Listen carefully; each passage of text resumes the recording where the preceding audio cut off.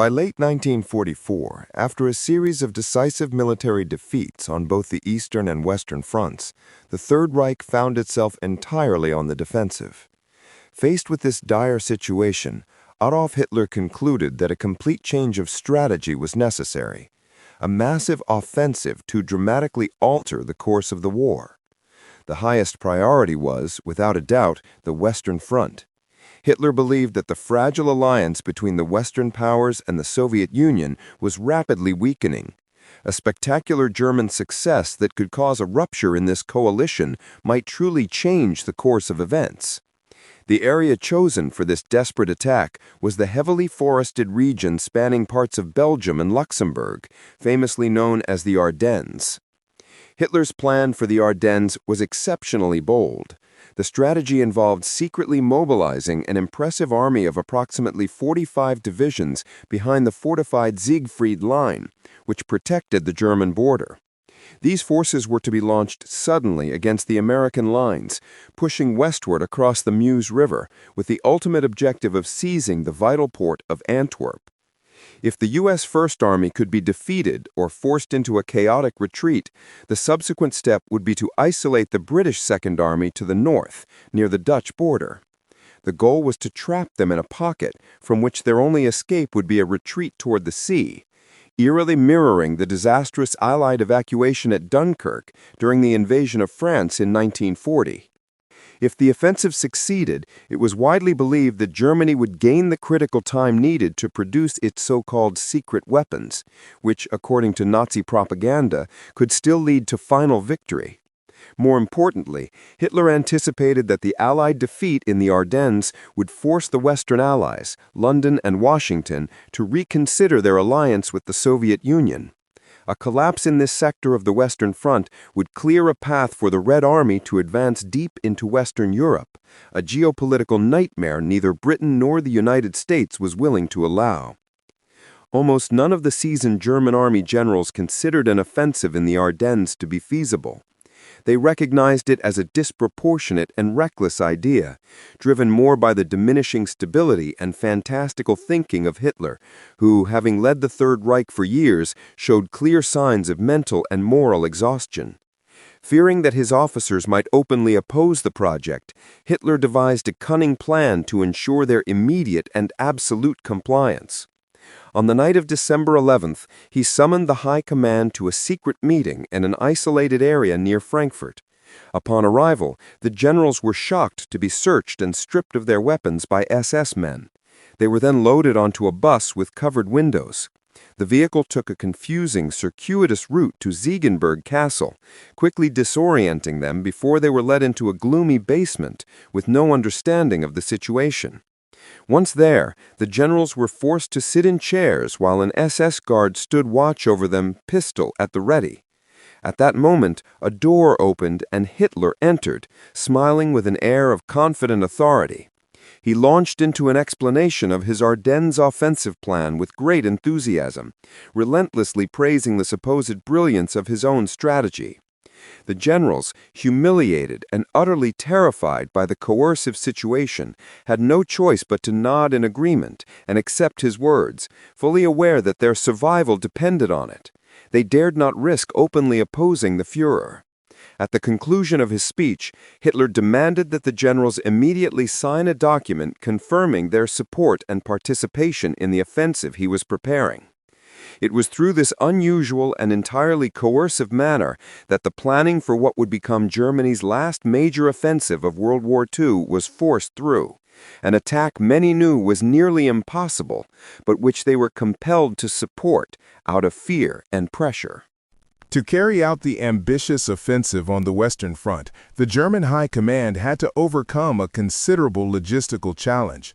The decision to concentrate forces in the Ardennes required diverting troops and resources, including entire divisions, from the beleaguered Eastern Front.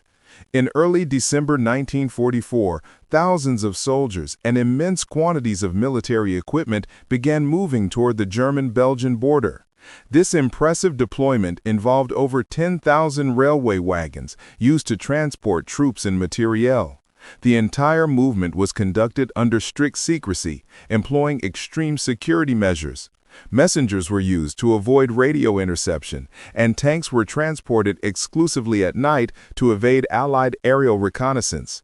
Even German patrol flights were suspended, which ironically allowed the Allies to remain completely unaware of the massive concentration of German forces amassing near the front.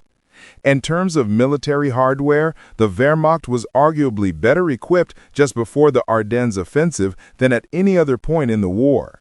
Germany possessed a well-supplied army of men, armored vehicles, and aircraft, granting them a significant potential advantage. The armored units, including familiar models like the Stuke III, Panzer IV, and Jagdpanzer, were reinforced with the formidable Tiger, Panther, and the much-feared King Tiger tanks, considered some of the most powerful war machines of the conflict. Hitler entrusted the main effort of the offensive to his elite Waffen-SS formations. The 6th SS Panzer Army, under the command of Obergruppenführer Joseph Sepp Dietrich, was assigned to spearhead the attack in the critical northern sector, tasked with breaking through to Antwerp. This SS armored army, concentrated within 2 SS Panzer Corps, included some of the Reich's most experienced and fanatical units. The ISS Panzer Corps, led by Gruppenführer Hermann Priess, featured the veteran 1st SS Panzer Division Leibstandarte SS Adolf Hitler and the 12th SS Panzer Division Hitlerjugend, supported by the 3rd Parachute Division of the Luftwaffe and the 12th Volksgrenadier Division, plus the specialized Panzer Brigade 150. The 2nd SS Panzer Corps included the 2nd SS Panzer Division Das Reich and the 9th SS Panzer Division Hohenstaufen, among other supporting Grenadier and Volksgrenadier units. In total, 4 SS Panzer divisions formed the core armored spearhead of the German offensive. These SS divisions, rebuilt and reorganized after the devastating fighting in Normandy and the Netherlands, were strategically redeployed from other theaters for this decisive assault, evidence of Hitler's heavy reliance on his most loyal troops. The Luftwaffe also played a key role, featuring aircraft such as the Messerschmitt Me-262, the first operational jet fighter, as well as the famous Bf-109 and Fw-190 fighters. Junkers Ju-88 and Heinkel H-111 bombers, along with the terrifying Stukas, were also prepared for bombing missions. In addition to its impressive air and ground power, the Germans positioned heavy artillery in the Ardennes hills, including the potent 88mm flak cannons and Nebelwerfer rocket launchers, capable of massive devastation. Artillery was also deployed via Leopard armored trains, which carried enormous long-range guns. However, what truly added a terrifying element of long-range firepower were the V-1 and V-2 missiles, with their hidden launch ramps in the forests, representing a serious strategic threat.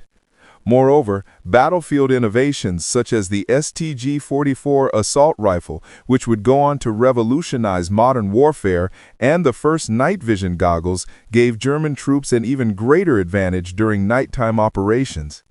Thus, while the Allies dramatically underestimated the scope of the offensive in the Ardennes, the Wehrmacht was meticulously preparing to launch one of the boldest attacks of the war, relying on an arsenal of new technologies and advanced warfare tactics. The plan was to break through Allied lines, seize key ports, and fundamentally change the course of the war on the Western Front, all conducted under a veil of secrecy maintained until the very moment of attack. Operation Wacht an der Rhein, Watch on the Rhine, also known as the Battle of the Bulge, was Germany's final desperate attempt to turn the tide of the war in the West. Originally scheduled for December 10th of 1944, the operation was delayed until the 16th of that month due to poor weather conditions, which were strategically expected to hinder the critical operations of Allied air forces. Field Marshal Gerd von Rundstedt, who had played a key role in the German victory in France in 1940, was appointed as the main commander of the offensive. Despite his experience, Rundstedt remained highly skeptical, particularly due to the critical lack of fuel. The reserves promised by Hitler were far greater than what could actually be gathered, forcing German forces to rely dangerously on capturing enemy supplies as they advanced. The German attack plan involved a rapid blitzkrieg-style offensive launched in 3 main columns. The northern column, Sepp Dietrich, the 6th SS Panzer Army advancing toward the Liege area, aiming for a swift breakthrough. The central column, Hasse von Manteuffel, the 5th Panzer Army targeting the central Ardennes, dividing its strength into multiple armored and infantry units. And the southern column, Erich Brandenberger, the 7th Army taking the southern flank, advancing from Luxembourg and moving toward Allied positions. The German offensive was carefully prepared, comprising approximately 200,000 soldiers, 2,000 tanks, 1,900 artillery pieces, and 3,000 aircraft. However, despite the sheer magnitude of the operation, the persistent shortage of supplies and the eventual strong Allied counterattack hampered the advance of German forces. The bad weather initially worked in Hitler's favor, allowing the offensive to take the Allies completely by surprise. However, the critical fuel shortage and the difficulty in maintaining the momentum of the attack eventually caused the German forces to stall and retreat, marking the ultimate failure of the offensive. Despite its ambition, the offensive did not achieve its strategic objectives. Allied resistance, particularly that of American forces, coupled with the rapid arrival of reinforcements, effectively halted the German advance, marking the beginning of the end of the war on the Western Front.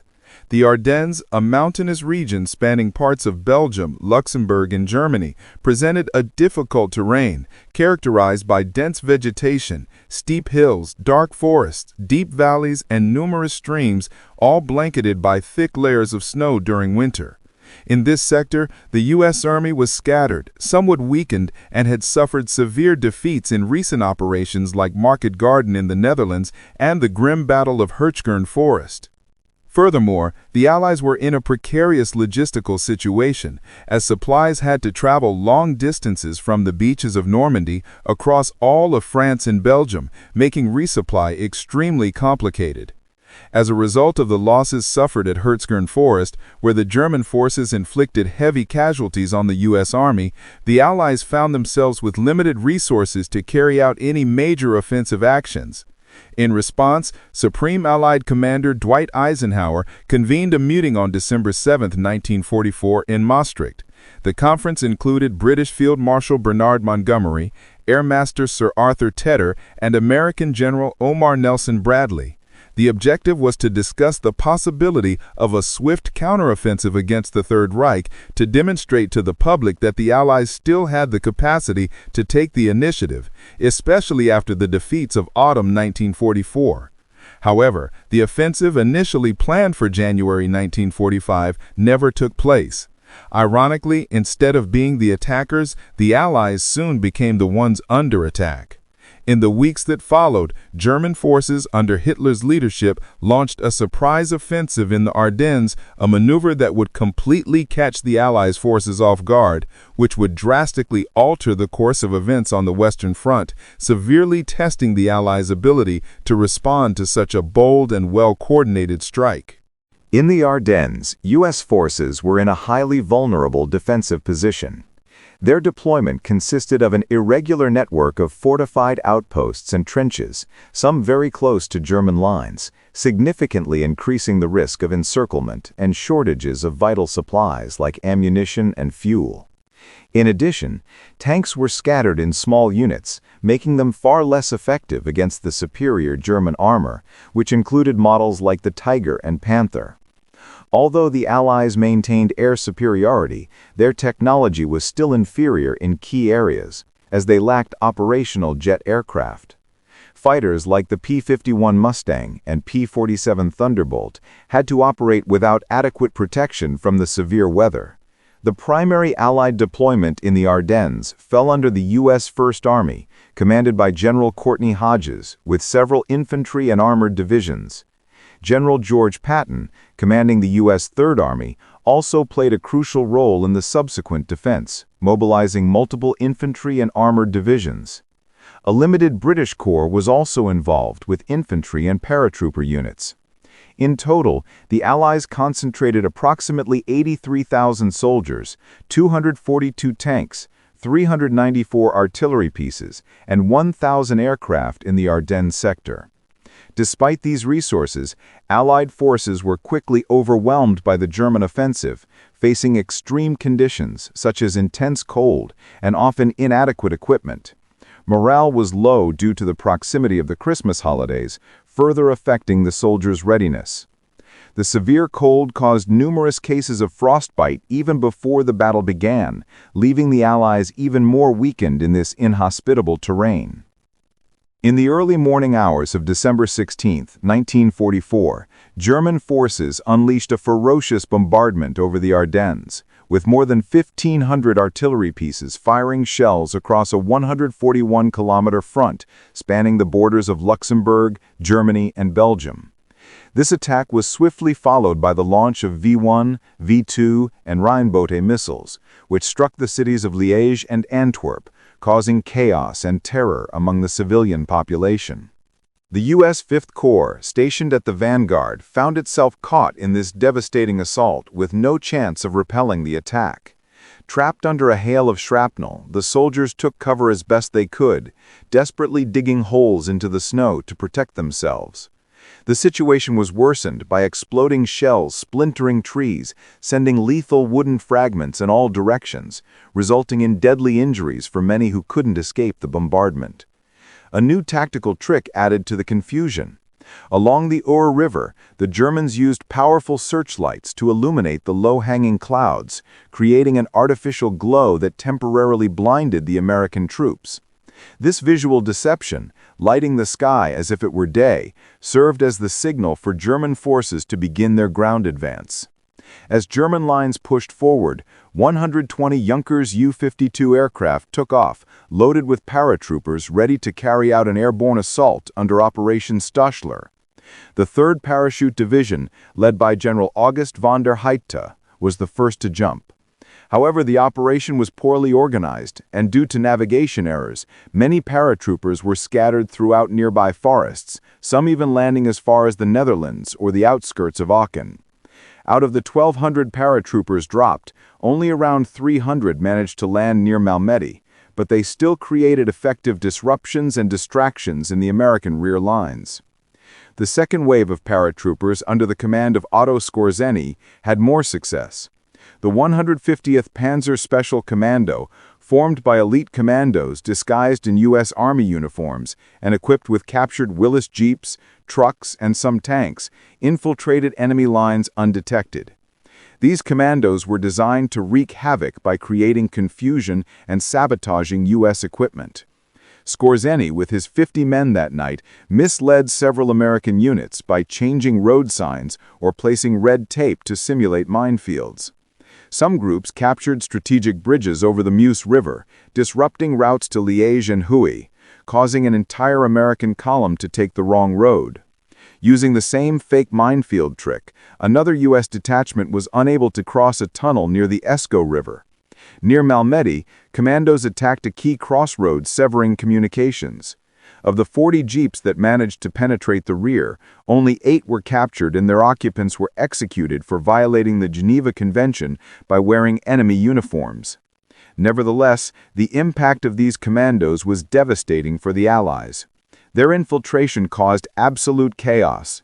Roads quickly became clogged with traffic jams, while confused Allied troops, obsessed with capturing the supposed infiltrators, arrested hundreds of innocent soldiers.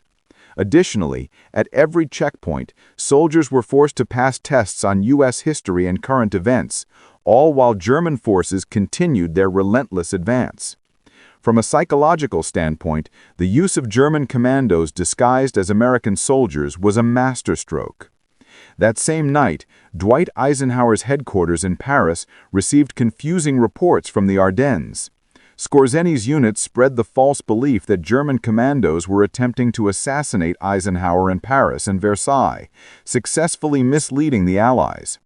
This rumor spread rapidly, and as a precautionary measure, Eisenhower confined himself to his headquarters while thousands of American troops took up defensive positions in Versailles. As a result, Eisenhower was effectively trapped by his own men for 10 days, unable to communicate properly with the front, giving the Germans a considerable strategic advantage by disrupting Allied communications. Another tactic used to distract the Allies involved the launching of V-2 missiles by German forces into rear zones in Belgium. These missiles, due to their high altitude and speed, could not be detected by Allied radar, allowing them to strike without warning. On that day, the effects were devastating, particularly in the city of Antwerp, where one missile hit a cinema, killing 296 American soldiers and 271 civilians inside. Before dawn on December 16, 1944, the German 5th Panzer Army made contact with U.S. positions. The advance was so swift and unexpected that many American soldiers, unable to react in time, surrendered without firing a single shot. Towns such as Mara, Hosingen, and Holzum fell quickly under the initial German onslaught, encountering minimal resistance, which was easily overcome except at the Aar River crossing, where the Germans faced some light resistance that was soon eliminated. To the north, the offensive intensified when the 6th SS Panzer Army, under General Sepp Dietrich, launched a fierce armored assault against the U.S. 99th Infantry Division near Hoffen. The troops of the 1st SS Panzer Division Leibstandarte, SS Adolf Hitler, leading the attack, were the first to clash with the Americans. U.S. soldiers, using the cover provided by dense forests and hills, initially managed to resist and retreat in an orderly fashion. This forced the Germans to deploy Volksgrenadier units, made up mostly of young boys and older men, who, armed with the dreaded Panzerfaust, began to destroy U.S. positions one by one, especially those located in foxholes and nearby ridges. Throughout the day, Kampfgruppe Peiper, composed of 124 armored vehicles and 2,000 men, advanced swiftly to Losheim, a key crossroads. However, a massive buildup of vehicles caused severe traffic jams, preventing the tanks from continuing at the planned speed. The traffic collapse was caused by the overlapping movements of the 1st SS Panzer Division Leibstandarte and the 12th Volksgrenadier Division. The group's commander, Joachim Peiper, made a drastic decision. Frustrated by the delay, Peiper ordered his forces to ram through the vehicles of the 12th Volksgrenadier Division, regardless of the damage caused. The tanks pushed through the obstacles, clearing a path until, aware of the growing danger, Peiper chose to cross a German minefield to accelerate the advance. Although several vehicles were lost, the maneuver allowed the German army to keep moving forward. By midday, Peiper's armored units encountered the 3rd Parachute Division, which had previously landed in the area. Fortunately, the airborne troops were able to board the German tanks, avoiding having to continue on foot. Upon resuming their advance, Peiper's column reached the town of Bullingen, where the American defenders surrendered without a fight. After capturing Bullingen, Peiper's group faced another traffic jam, this time caused by a line of American vehicles. Without hesitation, Peiper ordered his men to open fire, destroying all the vehicles without exception. This devastating attack wiped out the enemy column and prevented the Americans from alerting their nearby units, allowing the Germans to surprise the troops in Heinerscheid, where hundreds of prisoners surrendered once again. With unstoppable momentum, Peiper continued his advance along Route N23 and captured the Bullingen airfield, where he took 50 more prisoners and seized a fuel depot full of gasoline. Thanks to the capture of this depot, German forces were able to refuel without issue, giving them a significant logistical advantage. This success was critical in allowing Peiper to press forward without concern for supplies. Thanks to his bold and rapid tactics, Joachim Peiper solidified his reputation as one of the most prominent and successful panzer commanders of World War II. By late afternoon, the ISS Panzer Corps succeeded in breaking through the defenses of the U.S. 99th Infantry Division, overwhelming them with their armored forces. This assault created a major breach in the front, splitting the U.S. 5th Corps in two and cutting off communication with other American units deployed in Europe. As night fell, the remnants of the 99th Division tried to regain control by launching an offensive from their positions to halt the German advance near Heinerscheid. However, this counterattack resulted in unnecessary casualties and the destruction of numerous Sherman tanks. Following the collapse of their lines, the division began to retreat, relentlessly pursued by German troops, who bombarded the fleeing forces with artillery, spreading chaos among the soldiers as they crossed snow-covered forests near Lanzereth. Late into the night, German forces scored a major victory by annihilating the U.S. 14th Cavalry Group. At the same time, in Schnee-Eifel, they eliminated all American artillery units stationed in the area. Not far from there, German vanguards achieved another decisive blow at Clairvaux, where the American headquarters was located in an old castle. After an intense siege, the defenders were overwhelmed, and a panzer tank crushed through the main gate, allowing German troops to storm the castle and massacre the trapped American soldiers inside. By midnight, the information reaching Allied headquarters in Paris was riddled with confusion, especially after the false alarm about the assassination attempt on Eisenhower. The only confirmed fact was that the Germans had launched an attack along a front more than 100 kilometers wide, stretching from the Ardennes to Luxembourg. However, the reality was far more serious than initially reported. In just one day, the Allies had lost nearly 3 divisions, and the German forces were advancing at an astonishing speed. The situation was beginning to resemble the blitzkrieg tactics the Germans had employed in May 1940. The battle for St. Vith began in the early hours of December 18, 1944, when the 62nd Volksgrenadier Division launched a fierce assault on the town located along the Our River, where U.S. forces were positioned along the Monese-Elsenborn line.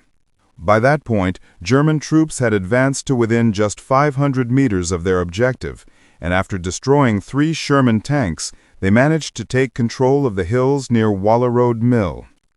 With dominance over this key position, the German forces quickly overwhelmed the American troops, destroying 4 more tanks and forcing them to retreat toward the center of St. Vith, where they hoped to reorganize and withstand a prolonged offensive. Several kilometers away from St. Vith, Kampfgruppe Peiper's column continued its advance at dawn, defeating American forces in Stavelot with little resistance and completely razing the town. Peiper's troops then rapidly advanced toward Trois Ponts, but their progress was temporarily halted when a small group of 13 U.S. engineers, led by Sergeant Charles Hensel, blew up the bridge over the Amblève River. Facing this obstacle, Peiper chose to reroute toward La Glaise. But by the afternoon, a squadron of P-51 Mustangs located the German column and destroyed 10 of its tanks. After this blow, delayed American units counterattacked in Stavelot, forcing Peiper to alter his direction once again. Ironically, just 500 meters from Stavelot, the Germans overlooked a fuel depot containing 11 million tons of gasoline, a cache that, if discovered, could have provided them with enough fuel to continue their advance deep into Belgium. Due to the threat posed by Peiper's proximity to the U.S. headquarters in Spa, American forces decided to partially evacuate further into Belgium after learning that German armored vanguards had secured the banks of the Lienne River and the village of Habiemont. On the night of December 18th, the U.S. 9th Armored Division faced off against the 2nd Panzer Division, losing all of its tanks one after another. This defeat opened the road to Bastogne, allowing the 5th Panzer Army to advance throughout the night, eventually encountering the 101st U.S. Airborne Division. Despite the adverse conditions, the paratroopers managed to halt the German advance near Bastogne. However, their bravery came at a high cost, as they lost an entire regiment in the process. In the first hours of December 21, 1944, the Germans received the order to complete the encirclement of St. Vith. They moved into positions near Salm Chateau, which had been abandoned by Brigade General John Brewer. Armed with Panzerfausts, the Germans quickly destroyed the few U.S. Sherman tanks remaining in the area, and once the Allied armor failed to establish a new defensive line at Oppenheim, they executed a drop-to-offense maneuver, which broke through the last remaining points of American resistance in St. Vith itself and near the Arabella Golf Course. This assault caused colossal losses for the Americans, who almost saw their entire division wiped out. Despite the bravery of their soldiers, the 7th Armored Division only managed to escape with heavy casualties.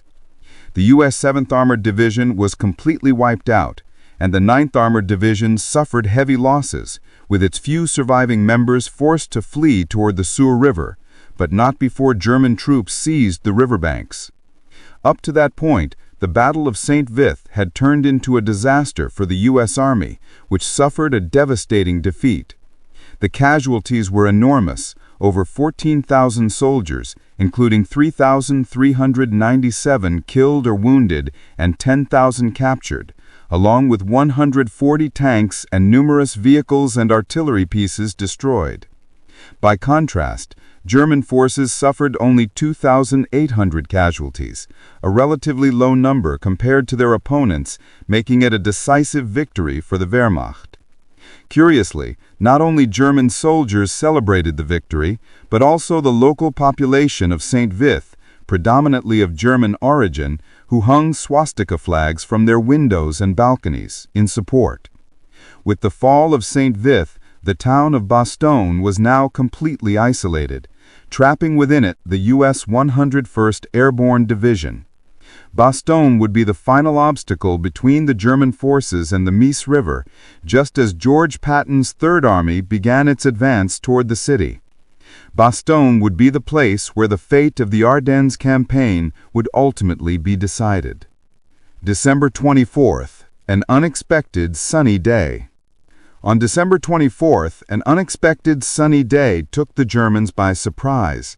This change in weather conditions allowed Allied aviation to take off, attacking German supply lines and destroying vehicles and tanks on nearby roads. At the same time, U.S. C-47 Dakota planes carried out more than 3,000 flights to drop supplies and ammunition to the 101st Airborne Division forces trapped in the city. Thanks to these supplies, the American soldiers were able to celebrate Christmas Eve, sharing rations and enjoying small Christmas gifts that had been airdropped to them. December 25th, Christmas Day under fire. On Christmas Day, the German 5th Panzer Army resumed its attack on Bastogne, ignoring the planned advance toward the Meuse River. However, the German soldiers were soon caught off guard by the fierce fire from American artillery and bazookas, which set the approaching panzer tanks ablaze. Meanwhile, German infantry forces were also severely attacked by American machine guns. Although German troops managed to penetrate some streets of Bastogne, the American resistance repelled them, destroying several German tanks. In retaliation for the stubborn defense, the Luftwaffe carried out an intense bombing over the city during the night, causing numerous casualties both among soldiers and the civilian population. Fighting continued. Patton's Third Armored Army advanced rapidly toward Bastogne, smashing through everything in its path, including German troops and armored vehicles. However, its progress was slowed by barricades and obstacles placed by German engineers who felled trees and created other blockades in an attempt to delay the advance. Additionally, ambushes by German paratroopers, such as the one at the Chaumont hunting lodge, cost the Americans 11 destroyed Sherman tanks and 65 dead soldiers. Despite these difficulties, Patton's advance had a positive morale effect on the besieged forces. By midday on December 23rd, some units of the 101st Airborne Division emerged from their shelters upon learning that Patton's forces were approaching. While the paratroopers held off the German attack, Patton's forces flanked the encirclement from the south, opening fire with their tanks and forcing the Germans to retreat. Although Patton's troops finally broke the siege at 1650 on December 31st, the Battle of Bastogne continued in the following days. Between December 27th and 30th, fighting took place around the city, including a fierce armored battle between 50 Panzer IVs and 350 American Shermans, which ended in a German victory, though the numerical superiority of the Americans soon became evident. The Wehrmacht, still resisting in some areas, suffered heavy losses, with 30 Shermans destroyed and ongoing attrition that reduced German armies to an unsustainable situation. Allied aviation also played a key role, destroying much of the German columns in both Bastogne and other parts of the Ardennes, while Belgian and Luxembourg resistance fighters contributed with effective sabotage to halt German advances. Frustrated by the failure of the German offensive, Hitler from Berlin ordered a general withdrawal to the Siegfried Line. On December 31st, the U.S. Army regained full control of Bastogne and one-third of the Ardennes. However, the Germans still had a contingency plan prepared in case Operation Wacht am Rhein failed, known as Operation Bodenplatte, which was to be carried out in secret. The Ardennes offensive and its accompanying operations cost Germany 80,000 men and exhausted a significant portion of the country's already low fuel reserves. Hitler refused to accept that the Battle of the Ardennes had been a failure comparable to the Kaiserschlacht, Germany's last great offensive of World War I, and obsessively rejected any parallels with 1918, which to him symbolized only the revolutionary betrayal that overthrew the Kaiser and led to a humiliating defeat for Germany. "We will not surrender. We may perish, but the whole world will fall with us," he declared vehemently. General Guderian, horrified by the looming disaster on the Eastern Front, returned to the Führer's headquarters twice more in close succession. During his visit on New Year's Day, Guderian encountered the annual procession of regime dignitaries and general staff chiefs coming to deliver their personal New Year's wishes to the Führer. That same morning, Operation North Wind, the main supporting action of the Ardennes offensive, had been launched in Alsace. The day turned out to be catastrophic for the Luftwaffe. In a characteristically irresponsible move, Göring deployed nearly 1,000 aircraft to attack ground targets on the Western Front. This attempt to impress Hitler resulted in the total destruction of the Luftwaffe and immediately granted the Allies complete air supremacy. That same day, German state radio broadcast Hitler's New Year's address. In it, there was no mention of the fighting in the West, an omission that highlights the failure of the offensive.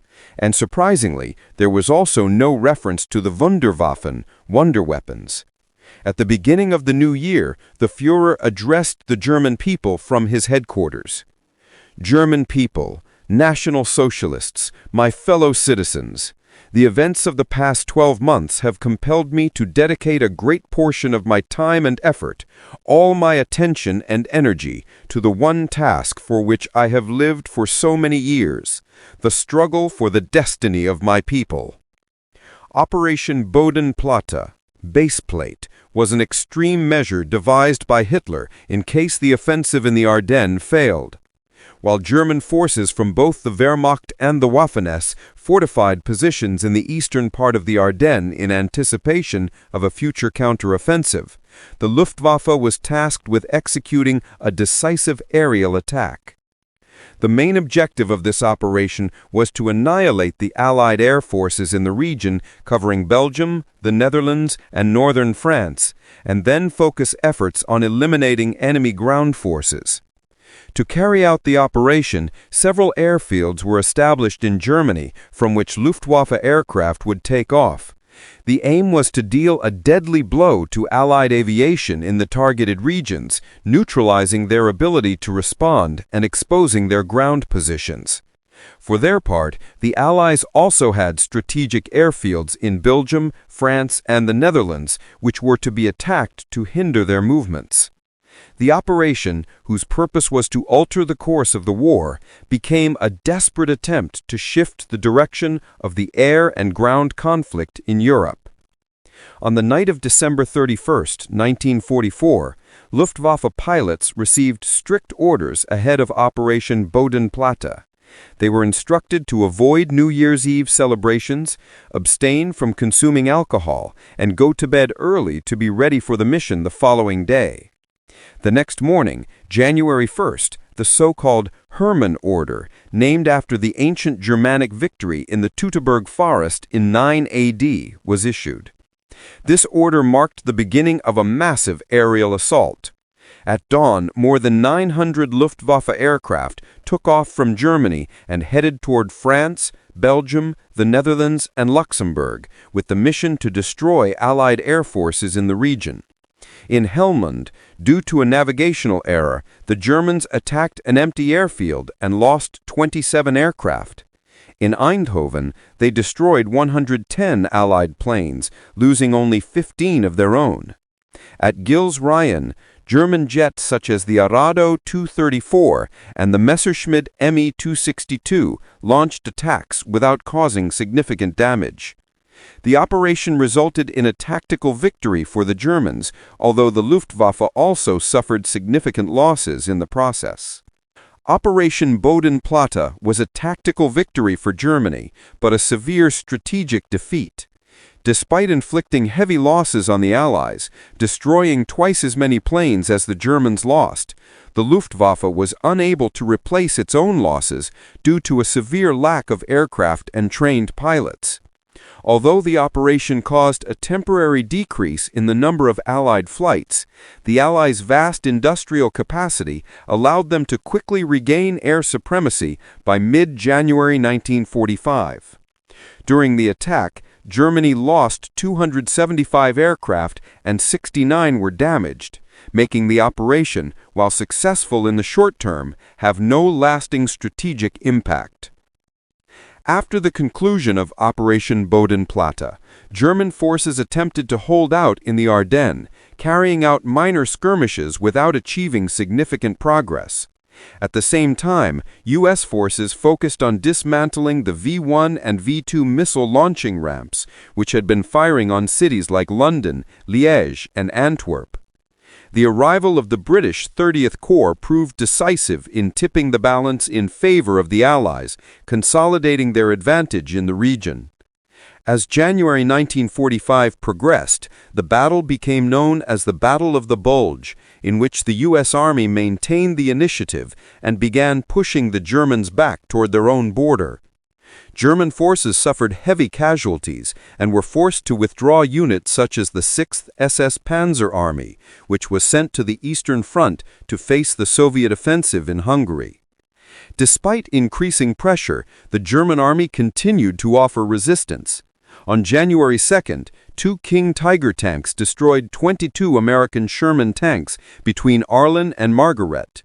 The following day, January 3rd, the 12th SS Panzerjugendan destroyed 48 Sherman tanks on the road to Bastogne.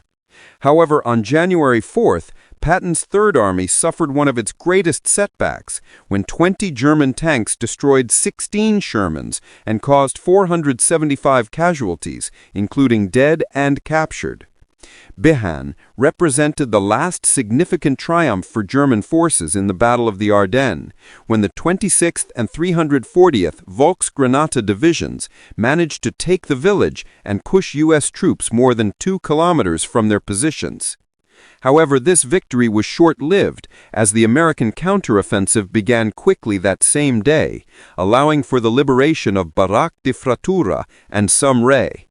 From that point on, Allied forces advanced rapidly, recapturing Braz and breaking through German lines at the Sondranwald Pass on January 15th.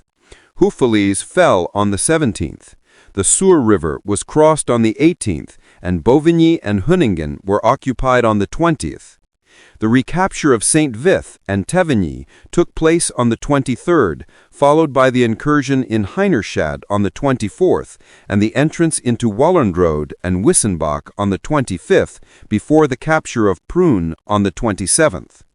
Since Axis forces realized that recovering from the defeat in the Ardennes was practically impossible, and facing the danger of being trapped before reaching the Rhine River, the OKW, German High Command, with Adolf Hitler's authorization, ordered a general withdrawal to the initial positions of the offensive launched on December 16, 1944. Thus, most German forces and the Waffen-SS pulled back to the 1944 borders, saving much of their manpower in the process. On January 28, 1945, the German army completely abandoned Belgium and Luxembourg, officially marking the end of the Battle of the Ardennes.